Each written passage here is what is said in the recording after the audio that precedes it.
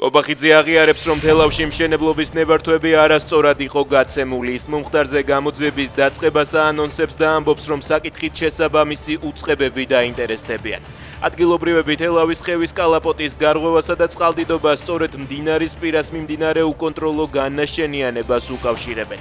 თელავერლები წლებია საუბრობენ, რომ მერია მშენებლობის ნებართვებს მასიურად გასცემდა. უკრაინელ ხალხს ჩემი რჩევა არ სჭირდება, თუმცა დღესაც იმავეს გავიმეორებდი, არასდროს შეეგუოთ ოკუპაციას. სწორედ ამას აკეთებს უკრაინა, განაცხადა აზერბაიჯანის პრეზიდენტმა ილჰამ ალიევმა ფორუმზე სიტყვით გამოსვლისას.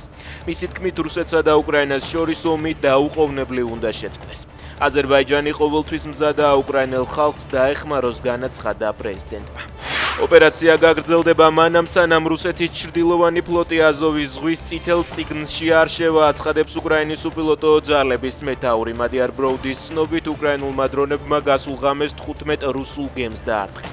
მისივე ინფორმაციით, ბოლო 8 დღის განმავლობაში ჯამში რუსეთის ჩრდილოვანი ფლოტის 105 ტანკერზე მიიტანეს იერიში. 78 წლის ასაკში მსახიობი სემნილი გარდაიცვალა. მსახიობი წლების განმავლობაში სისხლის კიბოს ებრძოდა. სემნილი მსოფლიო მიურული პარკის ფრენჩაიზში დოქტორ ალან გრანტის როლით გაიცნო. მან სხვა არაერთ ფილმსა თუ სერიალშიც ითამაშა, მათ შორის ალესილ კეპებსა და ტიუდორებში.